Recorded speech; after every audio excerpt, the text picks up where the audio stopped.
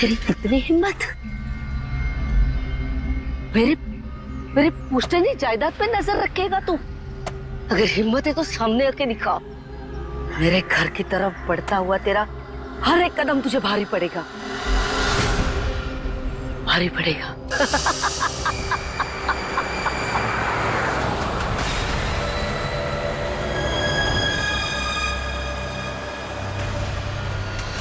यार यहाँ पे तो कोई भी नहीं दिख रहा, किससे पूछूं? इतना घना जंगल है, कोई साइन बोर्ड भी नहीं है यहाँ पे।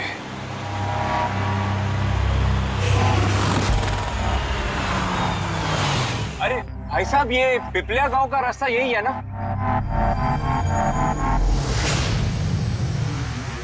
अरे सुनो ना भाई साहब, अरे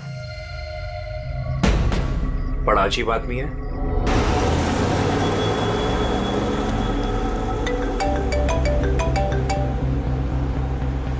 हाय बेबी। हाय, पहुंच गए? बस पहुंचने वाला हूँ। डोंट टेल मी तुम अब तक नहीं पहुंचे। इतने लेट कैसे हो गए? एक्चुअली क्या है, ये जगह शहर से काफी दूर है और यहाँ ज्यादा लोग भी नहीं दिख रहे मुझे।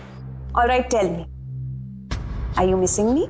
Of course. पूछने वाली क्या बात है? अच्छा तुम एक काम करो, जल्दी जल्दी ये सारी फॉर्मेलिटीज खत्म कर लो, अपनी सारी कागजी कार्रवाई एंड ऑल दैट। उसके बाद मे बी नेक्स्ट फ्लाइट से I can come and join you in India. What's it? Great, that's good news.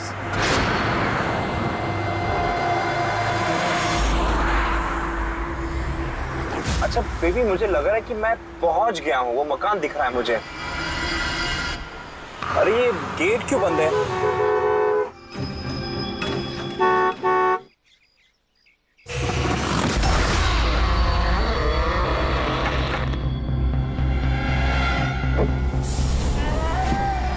जी राय रंजीत के मकान में जा रहे हो? हाँ। मत जा, वो तेरी जिंदगी की सबसे बड़ी गलती होगी। मत जा। लेकिन आप कौन है? मैं तुम्हारी मौत, तुम्हारी मौत।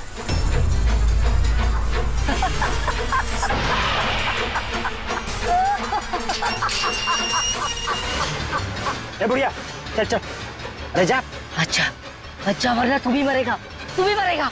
मत जा वरना तू भी मरेगा, तू भी मरेगा। नसर साहब, अब राज साहब हैं?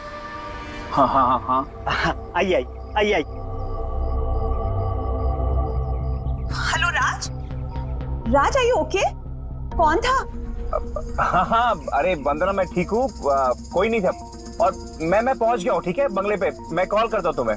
Okay okay, you take care. हाँ, I will speak to you soon. Bye bye bye.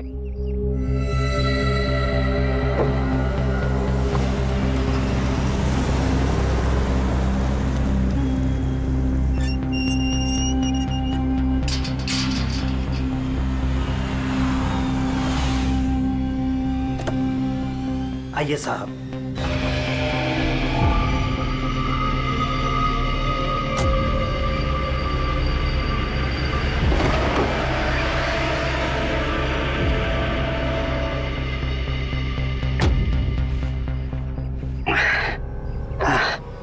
साहब, सफर में कोई तकलीफ तो नहीं हुई?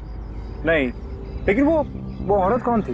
बुढ़िया औरत जो आपसे बात कर रही थी ना, लाली नाम है उसका, थोड़ी अजीब सी है। आपको उसकी बातों का बुरा तो नहीं लगा? नहीं, बुरा नहीं लगा मुझे, पर मुझे एक बात समझ में नहीं आई कि उस औरत ने मुझे यहाँ आने से मना क्यों किया। जाने दीजिए ना साहब उसकी बातों का, थोड़ी सी हिली हुई है, कुछ भी बकती रहती है। आप आइए, अंदर आइए।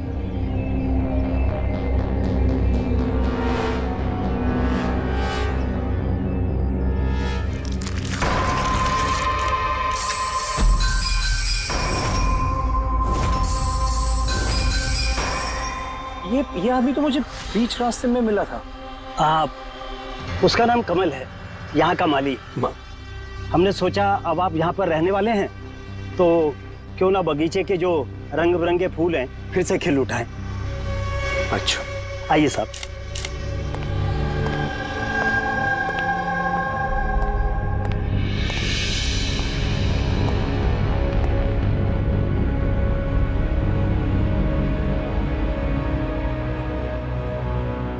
अच्छा एक बात बताइए, जी यहाँ कितने साल से काम कर रहे हैं आप? बस साहब ये समझ लीजिए कि मैंने बचपन में चलना यहीं से सीखा था, और अब इस घर से तभी जाऊंगा जब मेरी अर्थी उठेगी।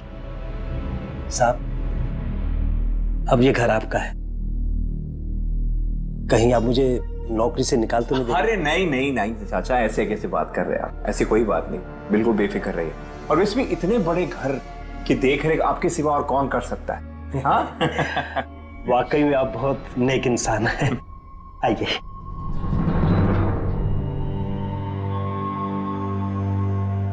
साहब ये है आपका रूम, वॉशरूम उधर है, आप फ्रेश हो जाइए, तब तक मैं आपके लिए खाने पीने का बंदोबस्त करता हूँ। ठीक है।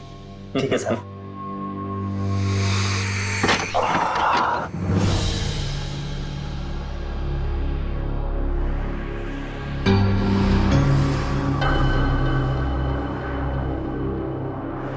चला जा,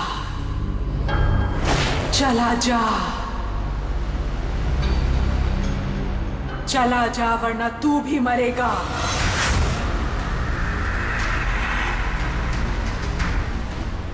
कौन?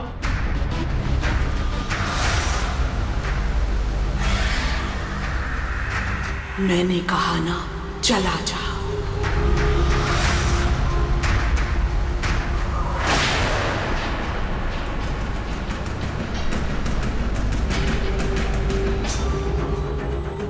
कौन है?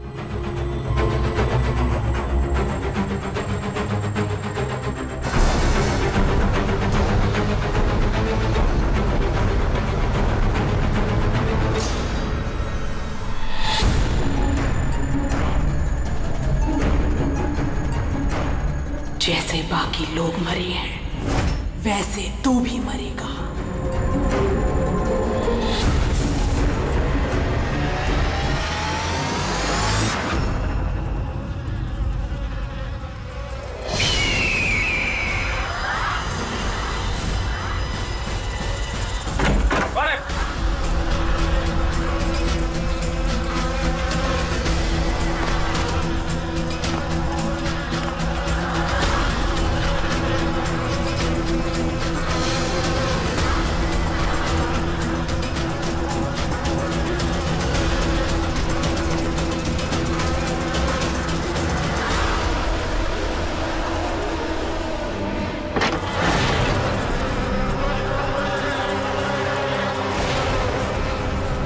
मधुमक्खी?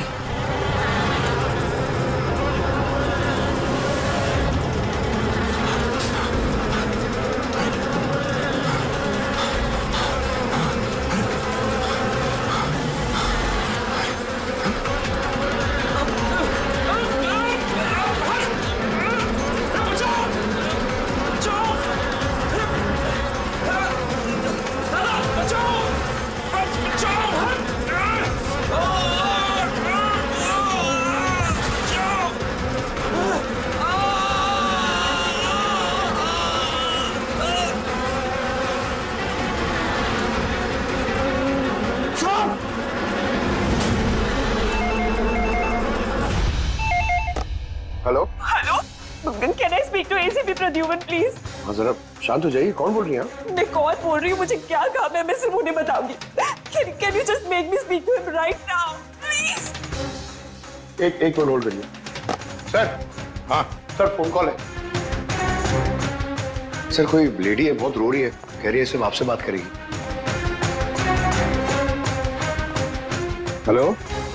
Hello, ACP Pradyuman. हाँ मैं एसीपी प्रद्युमन बोल रहा हूँ। सर। हाँ कहिए। सर मैं वंदना बोल रही हूँ अमेरिका से। हाँ बताइए। सर मेरे साथ बहुत बहुत बहुत बुरा हुआ सर। क्या हुआ आपके साथ? सर मेरे फियांसे राज इंडिया गए थे पुश्तैनी मकान खरीदते। सर मधुमक्खियों के काटने से उनकी मौत हो गई। क्या? अच्छा तो बताइए मैं क्या कर सकता हूँ आपके लिए? सर लेकिन मुझे लगता है कि उनकी मौत मधुमक्खियों के काटने से नहीं हुई। इनफैक्ट उनका मर्डर हुआ है। He's been killed. तो ऐसे क्यों लगता है आपको कि उनका खून हुआ है? सर वो जब प्रॉपर्टी खरीदने के बाद कागजी कार्रवाई के लिए जा रहे थे तो तब तब क्या हुआ? सर मैंने साफ साफ सुना था राज को कोई औरत धमका रही थी। कौन थी वो औरत? No sir, I have no clue. जरा एक बात बताइए, क्या आपके राज की यहाँ इंडिया में किसी के साथ कोई दुश्मनी थी, कोई झगड़ा वगड़ा हुआ था? नहीं सर, राज की किसी के साथ कोई एनिमिटी, कोई दुश्मनी नहीं थी। इनफैक्ट राज तो इंडिया में किसी को जानता ही नहीं था। तो फिर कौन कर सकता है ये? कौन जान ले सकता है राज की? क्या आपको किसी पर शक है? नहीं सर, कोई शक नहीं। सर राज तो एक नेक काम करने जा रहे थे। कैसा काम? He wanted to start an orphanage. सिर्फ एक अनाथ आश्रम खोलना चाहते थे वो। वाकई नेक काम है, लेकिन किससे खरीदने वाले थे मकान वो? सब मकान तो वो ऑलरेडी खरीद चुके थे गवर्नमेंट से नीलामी के बाद। वो सिर्फ इंडिया कागजी कार्रवाई के लिए गए थे। देखिए, एक काम कीजिए, सारे के सारे डिटेल्स मुझे भेज दीजिए, मैं आपकी पूरी की पूरी मदद करूंगा, ठीक है? सर मैंने सीआईडी के बारे में बहुत सुना है। सर मुझे भी जस्टिस मिलेगी ना? वंदना जी, मैं आपसे वादा करता हूं, आपको पूरा का पूरा इंसाफ दिलाएंगे हम, और जिसने भी आपके राज के साथ बुरा किया है उसे हम सजा दिलवाएंगे। वंदना, उसका मंगेतर राज अमेरिका से इंडिया आता है मकान खरीदने, अनाथ आश्रम चलाने,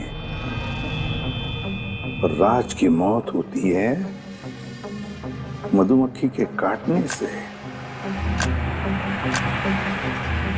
इंटरेस्टिंग।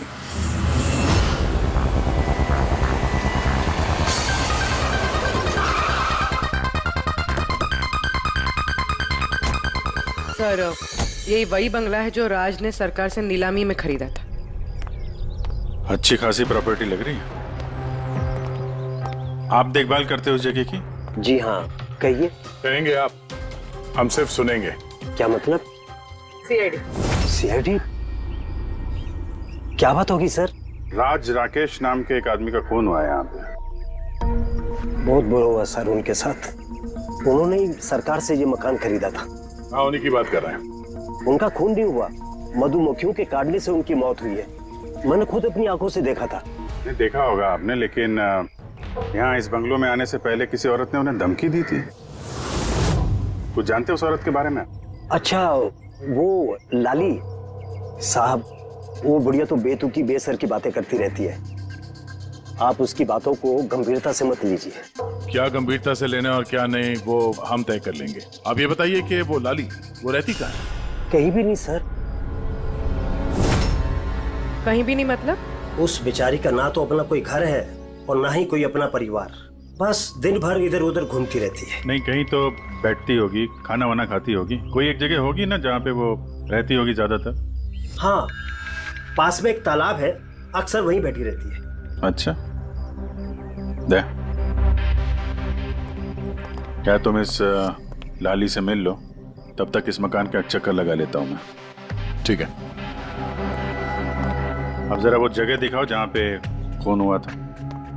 आइए साहब। राज साहब यहां गिरे पड़े थे।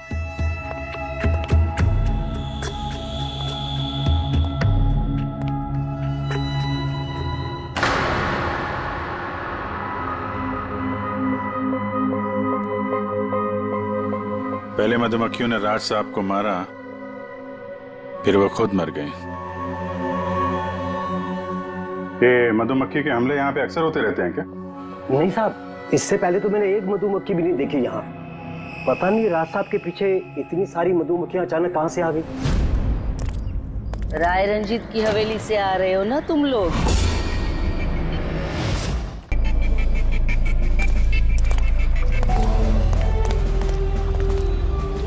क्या कहा आपने? राय रंजीत के मकान से लौट रहे हो? आप कौन है? क्यों गए थे वहां? अपनी मौत को दावत देने गए थे? सर लगता है ये लाली है। आप लाली हो ना? हाँ, तुम्हें किसने बताया?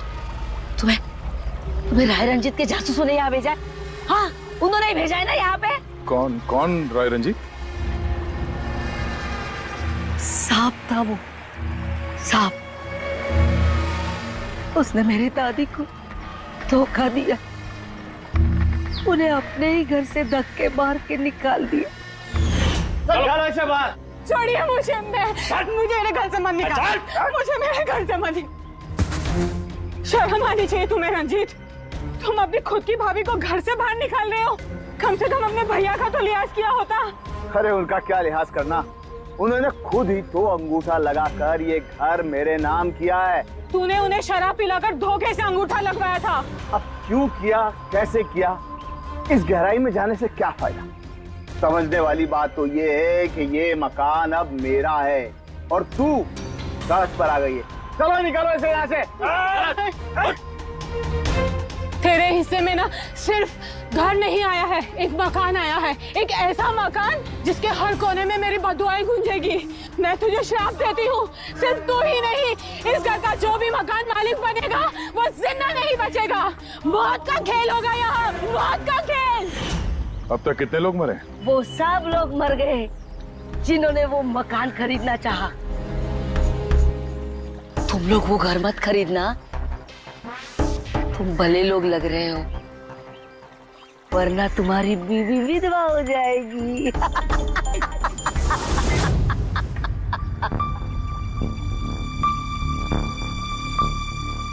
माँ जी, ये कुछ पैसे हैं, काम आएंगे।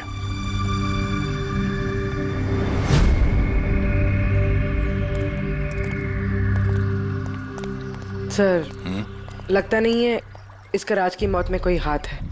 ये तो खुद बेचारी सदमे और विश्वास में लग रही है।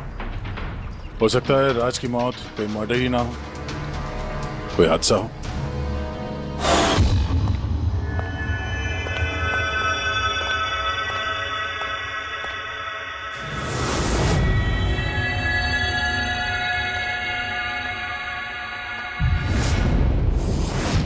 अरे ये कमरा खुला कैसे? ये तो बंद था। एक मिनट रुको, शायद राज ने खोला।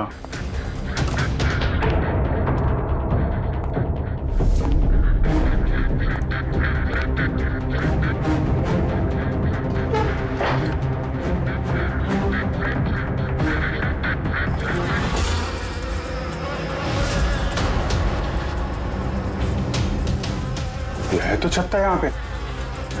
इधर आ। जी सर। ये है मधुमक्खी का छत्ता। अरे मैं पहली बार देख रहा हूँ साहब। तो ये राज यहाँ इस स्टोर रूम में क्या करने आया था? साहब शायद बंगलू देखने आए होंगे। अच्छा, और उस वक्त तुम खाना लेने गए थे? जी सर।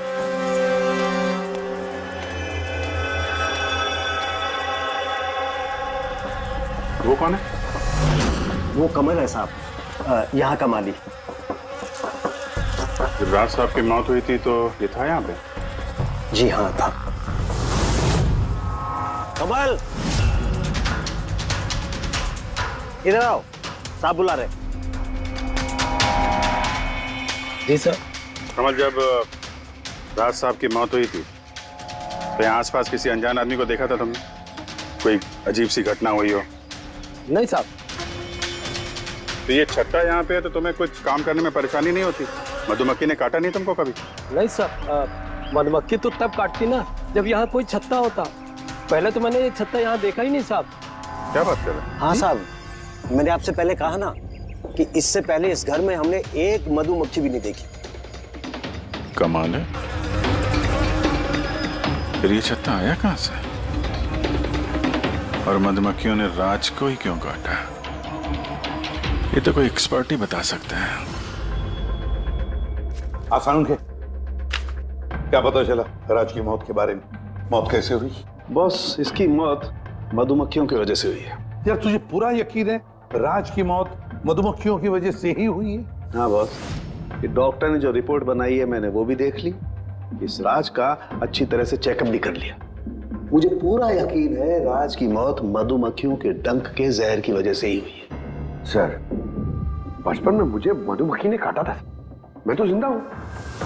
हाँ सालू के सब, पंकज पे जहर का असर क्यों नहीं हुआ? अरे पंकज को मधुमक्खी ने काटा था, मधुमक्खियों ने नहीं काटा था।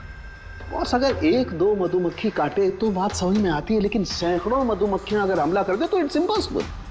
मधुमक्खियों के डंक से साळुंखे कहता है कि राज की मौत मधुमक्खियों के डंक से हुई है, मधुमक्खियों के जहर से। और राज की मंगेतर वंदना कहती है कि राज का खून हुआ है।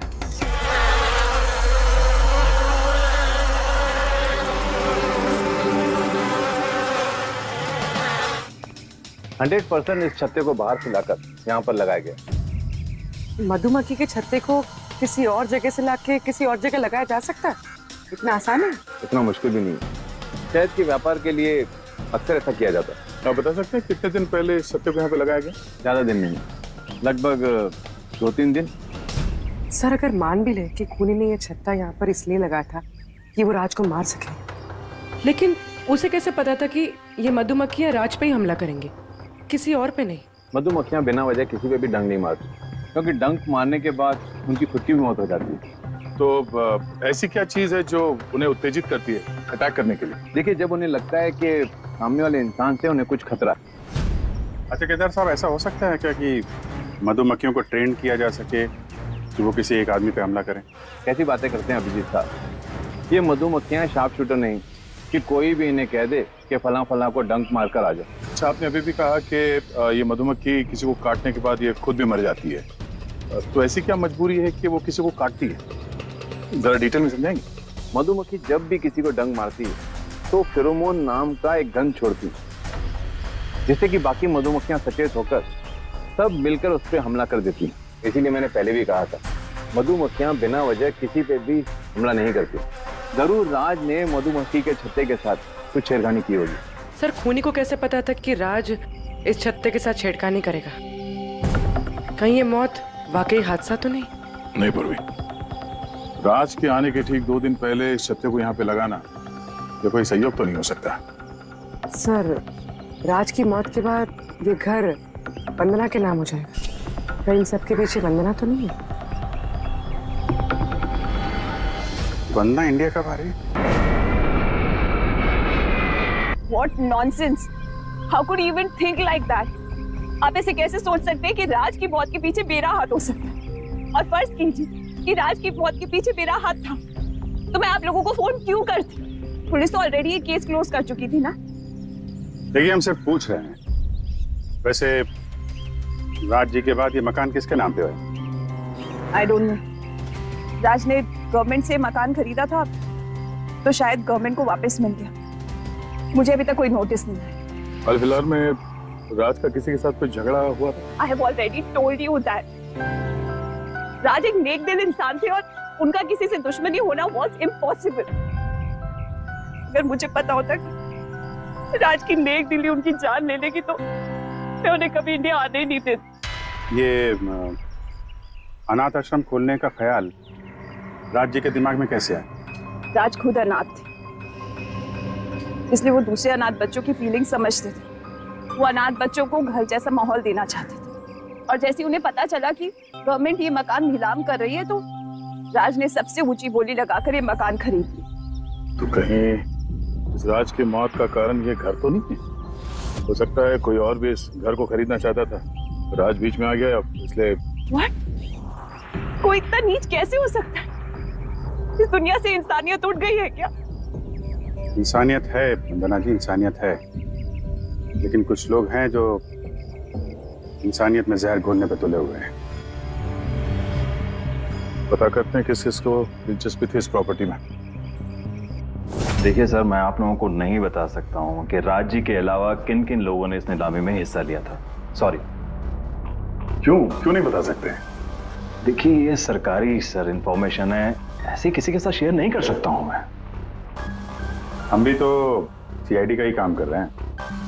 हाँ, वो सब ठीक है, लेकिन क्या है कि अगर सरकारी नोटिस मिल जाए तो मैं ये आपको इंफॉर्मेशन दे सकता हूँ, उसके बिना नहीं दिखा सकता सर। तो नोटिस मिल गया।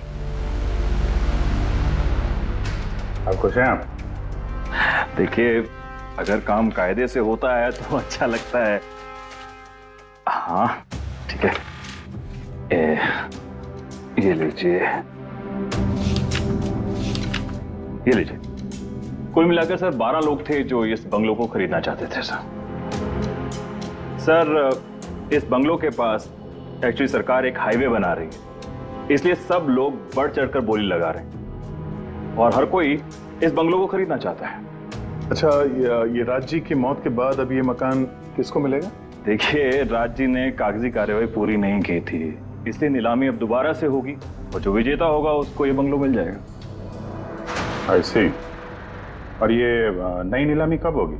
देखिए सर, अभी उसकी डेट तो तय नहीं है सर, लेकिन आपको एक बात और बताना चाहूंगा सर कि राज्य से जितने भी बिल्डर्स थे वो काफी भड़के हुए थे, काफी नाराज थे, क्योंकि उन्होंने सबसे ज्यादा बोली लगाई थी। नहीं सर, एक्चुअली उन्होंने डेडलाइन के बाद बिड सबमिट की थी सर, इसी वजह से लोग नाराज थे उनसे। हाँ, लेकिन अगर डेडलाइन के बाद उन्होंने बिड किया था तो सरकार ने एक्सेप्ट कैसे कर लिया? सर एक्चुअली वहां पर वो अनाथ आश्रम खोलना चाहते थे और सर अमेरिका से जो इंडिया का वक्त का फर्क है सर वो 9.5 घंटे का है, इसलिए सरकार ने वो बिड एक्सेप्ट कर ली थी। देखिए, अब घर तो उसी को मिलेगा जिसकी किस्मत में होगा सर। किस्मत में नहीं भी होगा तो उसने अपनी किस्मत की रेखाएं बदलने के लिए कोशिश तो की होगी और जरूर इस लिस्ट में से ही कोई होगा वो। ललित जी, अब तो ये दोबारा नीलामी होगी, तो जिन लोगों ने अप्लाई किया है इस दूसरे नीलामी के लिए, क्या हम उनकी लिस्ट देख सकते हैं? नो सॉरी, ये लिस्ट आपको मैंने इसलिए दिखा दी कि ये नीलामी हो चुकी है, लेकिन वो जो नई लिस्ट आने वाली है सर वो तो आप किसी भी कीमत पर नहीं देख सकते। अरे अरे अरे अरे सारंगी, तू क्या करने क्या जा रहा है यार? क्या सुन रहा हूं मैं? जो सुना है सही सुना है बस। क्या सुना? रिजाइन हो रहा है तू? हाँ। क्यों क्यों? बस मेरा टाइम आ गया। क्या टाइम आ गया? 1 मिनट टाइम है यार अभी। अरे ये टाइम नहीं यार। तो फिर देखो, हर इंसान को लाइफ में एक न एक दिन रिटायरमेंट लेना पड़ता है ना, चाहे वो क्रिकेटर हो, म्यूजिशियन हो, कोई भी हो। मेरा भी टाइम आ गया, मैं भी रिटायरमेंट ले रहा हूँ। अबे कहाँ जा रहा है तू? ये देख लो। ये क्या है? देख लो देख लो। यार क्या तू कर रहा है सारुण? के समझ में नहीं आ रहा है ये। एयर टिकट कहाँ जा रहा है? हाँ, लंदन। अरे वाह रे वाह। पंकज कैंसिल कर। नहीं नहीं, कैंसिल नहीं होगा। अबे रिफंड मिल जाएगा, पैसे वापस मिल जाएंगे, कल की टिकट है, डोंट वरी। मुझे रिफंड नहीं चाहिए, मैं जा रहा हूँ वापस। यार तू ऐसे कैसे जाएगा? क्या हुआ क्या? अरे इतनी बड़ी गलती होगी कि शर्म आ रही है अपने आप पर। ऐसी कौन सी गलती हो गई? वो मधुमक्खियों वाला केस। ओहो, मधुमक्खियों वाला केस। हाँ यार, हादसा नहीं है बॉस, वो खून है खून। यही मुझसे गलती हो गई। मधुमक्खी के एक्सपर्ट से बात हो गई तेरी? क्या बताया उसने? यार एक्सपर्ट से भी बात की मैंने, अच्छी तरह से चेक भी किया, तब मुझे पता पड़ा ये तो हादसा नहीं है, खून है। मधुमक्खियों को तो वो हथियार के तौर पर इस्तेमाल कर रहा है यार। सालों के साथ वो किसे? देखो, मधुमक्खियां कब आती हैं इंसान के पास? जब उन्हें फेरोमोन की गंध आती है, तभी ना। हाँ, जब उन्हें इंसानों से खतरा लगता है तब मधुमक्खियां इंसान के पास आती है, डंक मारती है। बस यार, यही मुझसे गलती हो गई। ये मैंने सोचा ही नहीं कि फेरोमोन तो बनाया भी तो जा सकता है ना यार। हाँ यार, फेरोमोन तो आर्टिफिशियली भी बनाया जा सकता है, लेबोरेटरी में, फैक्ट्री में। मतलब किसी ने ये आर्टिफिशियल फेरोमोन बनाया और वो किसी भी तरह से राज के शरीर पर लगा दिया, बस मधुमक्खियां आ गई और उस पर अटैक कर दिया। सालों के उठ उठ उठ, पिपलिया गांव चला जा, वहां पे जहाँ पे राज का खून हुआ, राज का सारा सामान चेक कर, पता तो चले ये फेरोमोन वहां पर आया कैसे और किसने इस्तेमाल किया ये फेरोमोन राज पर। Yes boss. ये रहा सर, राज का सारा सामान इस सूटकेस में। ठीक है। सर एसीपी साहब बता रहे थे आप रिटायर होने वाले हो। कब है आपका लास्ट वर्किंग डे? आपके लास्ट वर्किंग डे से 1 दिन के बाद। मतलब नहीं आ रहा है। अच्छा दया, एक काम करो, मैं बाहर जाता हूँ और तुम जो है ना, एक एक करके सामान मुझे बाहर पकड़ाओ, तो पता करते हैं कि कौन से सामान में फेरोमोन है। ठीक है सर। ये पकड़ेंगे आप? जरा रख लीजिए थोड़ी देर के लिए। दिखेगा ना बाहर? दिखेगा। मधुमक्खी है इसके लिए कह रहा था। अभिजीत हो तुम। हाँ, ये पूर्वी है। हाँ, ये दया। अरे दिख रहा है सर। चलिए चलिए चलिए, संभाल के सर, संभाल के। हाँ, लाओ दया। चलिए सर।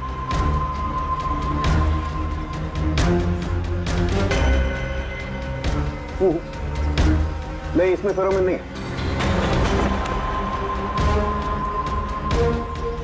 अरे सर संभल के। अरे कुछ नहीं, जिसमें फेरोमोन होता है उसी पर अटैक करती है।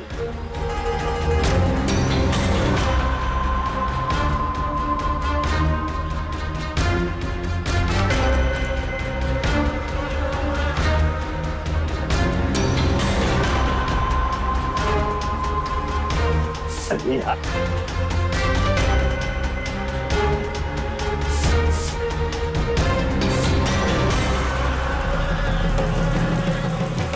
हरकत हुई, देखो देखो अटैकिंग मूड में आई है ये मधुमक्खियां, देखो।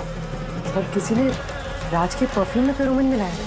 अरे यार, ये मधुमक्खियों ने मुझे काटा ना। सर आप निकलो यहाँ से। अरे यार, अरे पानी में जाओ, पानी में। पानी किधर है? अरे सामने उस तरफ सर। अरे उधर कुआं है सर, जाओ ना। कुएं में घुस जाओ। अरे सर निकलो यहाँ से, जाइए सर।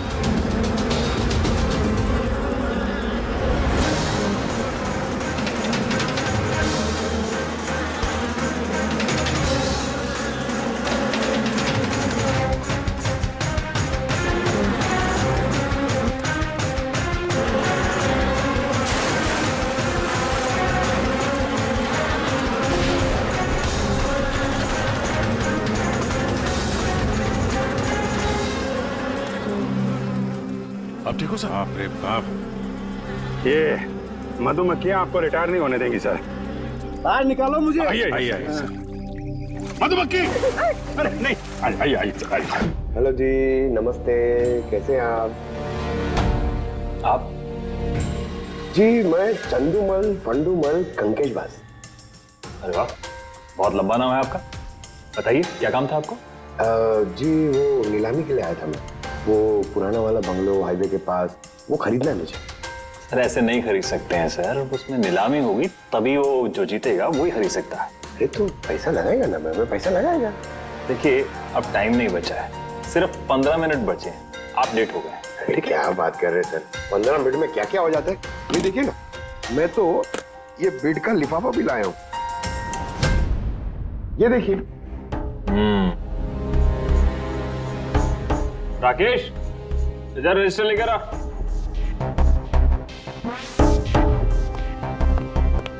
साहब को दो, एंट्री कीजिए सब। हाँ, यहाँ पर एंट्री कर दीजिए। अच्छा,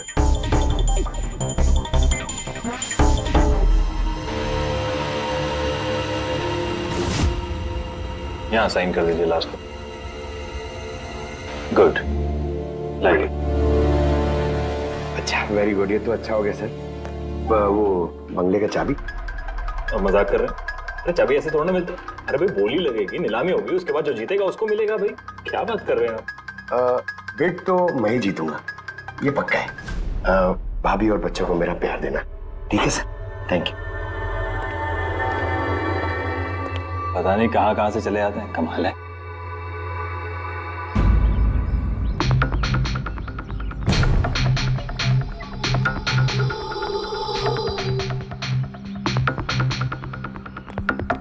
क्या भाई साहब काम हुआ? सर ये देखिए, चंदूमल फंडूमल कंकेशवास का कमाल। उठ जाओ पंकज।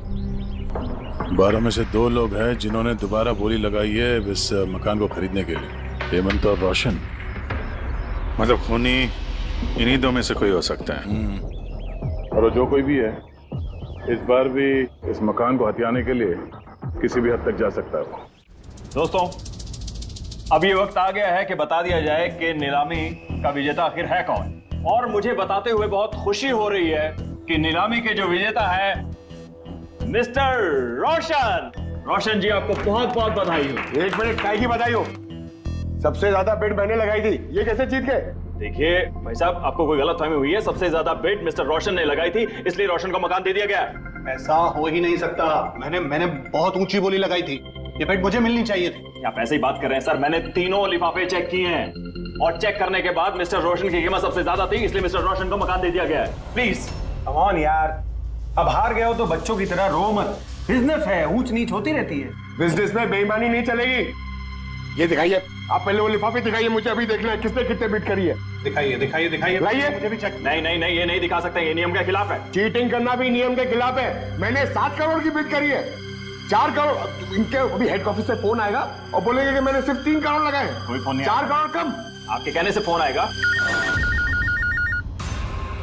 चलो उठाओ, फोन उठाओ तुम्हारा अभी। ये मुझे क्या करना है क्या नहीं करना है, ये आप मुझे नहीं बताएंगे।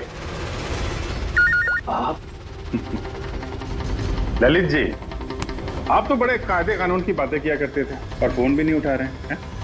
भाई ये तो बहुत गलत बात है। आप ब्यूरो चलिए हमारे साथ। आप कहाँ खिसक रहे रोशन जी? आप हमें मिठाई नहीं खिलाएंगे? नई प्रॉपर्टी ली है आपने? आइए, आप ही आइए। आइए आइए। सर रोशन जी बिल्कुल ठीक बोल रहे हैं सर। सर रोशन जी का इससे कुछ लेना देना नहीं है। जो भी फ्रॉड हुआ है सर मैंने किया है। ये रोशन का जुर्म अपने सिर पर क्यों ले रहे हो? अच्छा खासा पैसा दिया है क्या रोशन ने तुम्हें? और एक बात याद रख लो, ये पैसा खर्च करने को नहीं मिलेगा, क्योंकि तुरंत फांसी होगी तुम्हें। सर इतनी सी बेईमानी के लिए फांसी चढ़ा देंगे? नहीं नहीं नहीं, बेईमानी के लिए नहीं, खून के लिए फांसी होगी। सर खून? किसका खून सर? राज राकेश का खून, जिसने पिछली नीलामी में वो प्रॉपर्टी खरीदी थी। सर लेकिन मैंने किसी को नहीं मारा है सर। सर मैंने नहीं मारा है सर किसी को। पता है, इस रोशन ने मारा है। तो इसकी पोल खोल दो, वरना इसके पाप का मटका तुम्हारे सिर पे फूट जाएगा। सर ये क्या कह रहे हैं सर आप?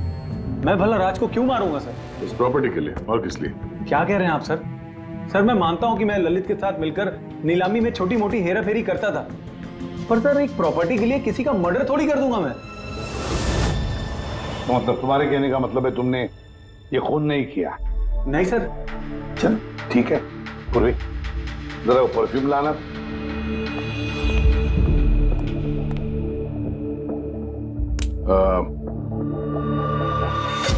ये परफ्यूम छिड़क दूं?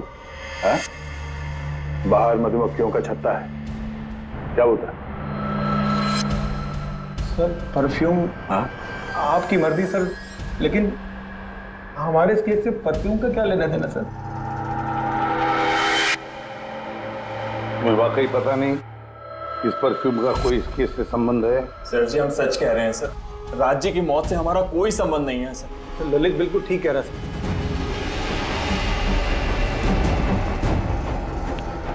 अगर ये खून रोशन ने नहीं किया है तो फिर बचता है वही एक। इन कागज से साबित होता है कि तुम राय रंजीत के पोते हो। तुम्हारे पास तो बहुत बड़ी वजह थी इस मकान को वापस पाने के लिए, क्यों? देखिए, राय रंजीत का पोता होने से यह साबित नहीं होता कि यह खून मैंने किया है। हेमंत जी, खूनी कभी कभी अपने जुर्म के सबूत अपने साथ लेकर चलता है, जैसे तुम। मैं समझा नहीं। मैं समझाता हूं। ये रहे सबूत। कमाल है सालों के सब, सेफ्टी सूट पहनने के बावजूद भी आप दोनों को मधुमक्खियों ने काटा। हाँ, कभी कभी सेफ्टी सूट पहनने के बाद भी मधुमक्खियां डंक मार सकती हैं, और फिर मधुमक्खी के छत्ते को इधर से उधर ले जाने में तो और भी ज्यादा अटैक हो सकता है, नहीं? जी देखिए, वो दरअसल बहुत हो गया हेमंत, तुम्हारी बेगुनाही का और भी कोई सबूत चाहिए? जी नहीं, मैंने ये सब किया था। जब राज बंगले में घुसा तब मैं वहीं था, और मौका देखकर मैं बंगले में घुस गया था। मैंने परफ्यूम की बोतल के अंदर फेरोमोन मिला दिया। उसके बाद राज को आवाज से डिस्ट्रैक्ट किया, मधुमक्खी के छत्ते तक लेकर गया, और उसके बाद का काम मधुमक्खियों ने कर दिया था। मुझे मेरा पुश्तैनी मकान वापस चाहिए था। वाह रे वाह, अपने पुश्तैनी मकान के लिए तुमने एक नेक इंसान का खून कर दिया। कानून तुम्हें कभी माफ नहीं करेगा। तुम्हें कम से कम आजीवन कारावास की सजा होगी। ले जाओ इसे Pankaj.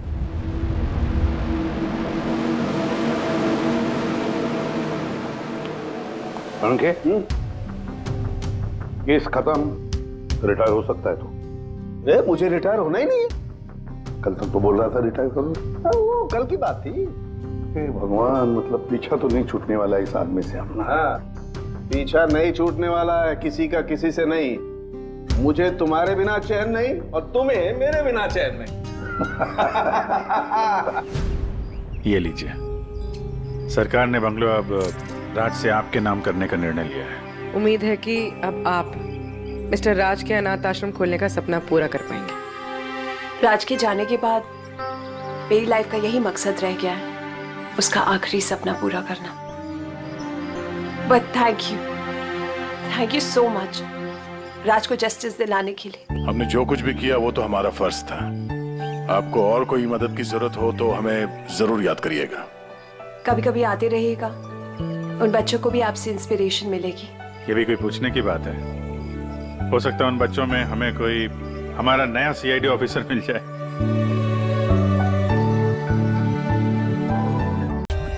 For more updates, subscribe to our channel, click the show links and enjoy watching the videos.